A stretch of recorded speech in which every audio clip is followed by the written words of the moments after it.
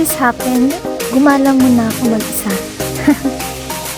At ito na nga po yung tinatawag na RAV-CAV. Nagamit po ito sa mga buses and trains, pambayad, and itatap nyo lamang po ito.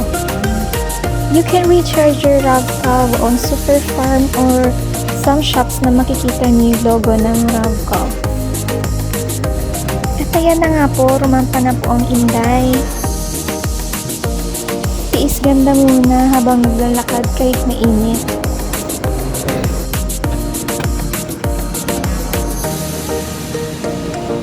Ganito po ang daanan dito. Isa-isa po nilang pinagdidikit ito, parang bricks. Nung nakita ko kung paano ayusin yung isang kalsada. Ito pong street na to ay Sderot Ben Gurion. And I'm gonna visit St. Joseph Parish Church. Sana papasukin ako kahit ganito yung suot ko.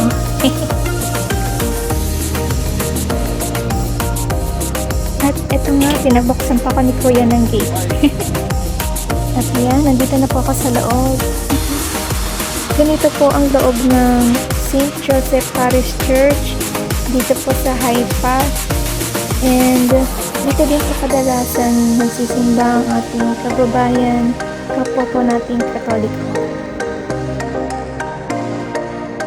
May kumakanta po background, kaya pakinggan po natin yung boses.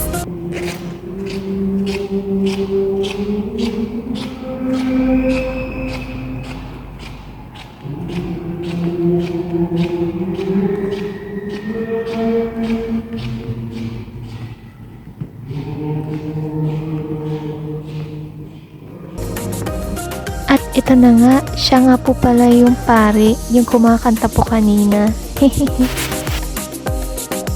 Kaya ito, kwentuhan kami konti, tapos umalis na din ako kasi nakakahiya. Nahiya din kasi ako sa suot ko. Ayan, lingon-lingon muna konti kung tama ba yung mga dinadaanan ko. Sabi ng driver, ito na daw yung last station. Mukhang mali nga ata talaga yung dinaanan ko. Ayos nga lang sana kung hindi ganito yung suot ko. Kaso, mukhang hindi pwede. Mukhang makikitropa na lang ata ako sa kanila. Kaya nga bumalik na lang ako dito sa station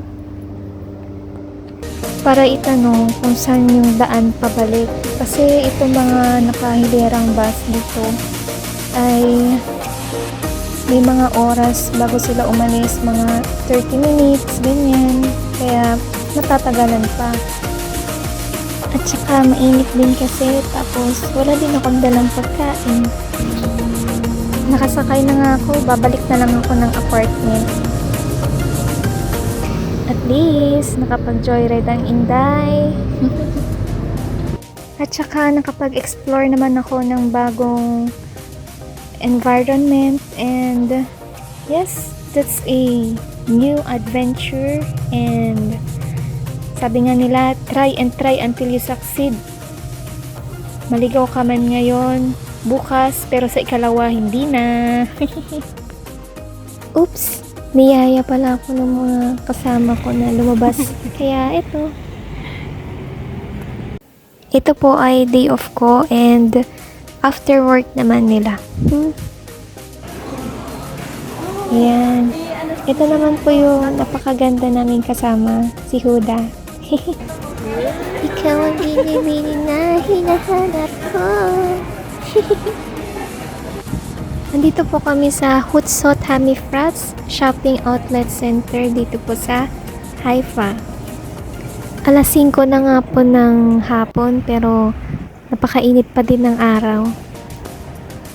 Napakalawak po ng area na ito, kumbaga isang barangay, tapos maraming building, mga 10 siguro o mahigit. Ayun, tapos puro shopping center siya.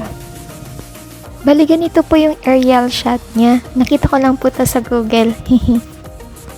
Bali, kanina pa po kami naglalakad dito. Mahirap po kasi walang sasakyan. Kaya, ang haba po ng nilakad namin.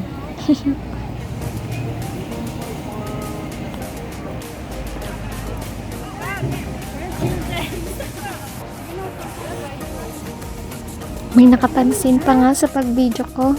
Ayan, oh. May mga restaurants nga din po pala dito just in case na pagod na kayong mag-shopping. Ganyan. Dito nyo po pala makikita yung mga brands sa isang building dito po sa certain area.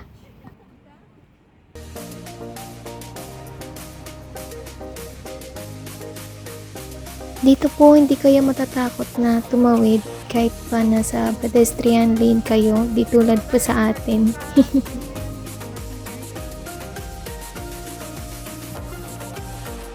Ang ganda talaga tong kasama namin, no? Mapapasana all ka na lang talaga.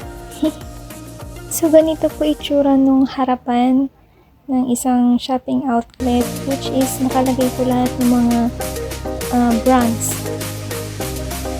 Nakakaantig po tignan tong bulaklak. Akala mo po plastic pero hindi. Kasi napakakulay. Tapos ang lalago ng bulaklak. Pero ang totoo niyan, hindi sila fake eh. Kasi ang gaganda talaga. Sana all blooming tulad nitong mga bulaklak. So ayan, papasok na po kami sa loob. Dito po isa pong cafe or coffee shop.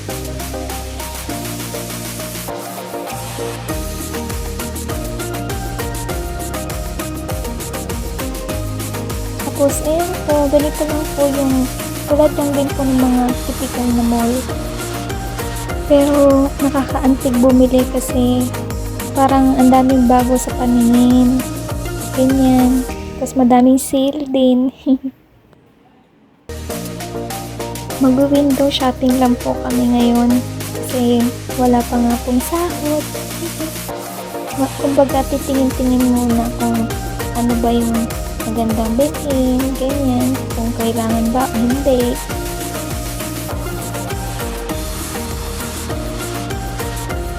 Dito po yung murang bilihin ng mga shoes dito, which is local brand daw to, sabi ni Huda.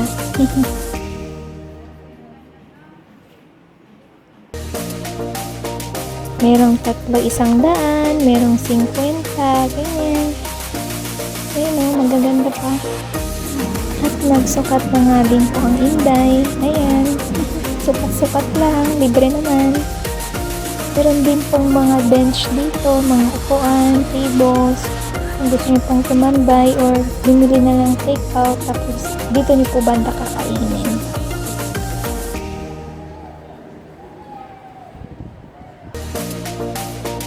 Nahiya po silang makuhanan ng video. Char. Ito pong shop na to ay napakabango po at magaganda din po yung products nila. Yun lang. Bye! Salamat sa panonood. God bless.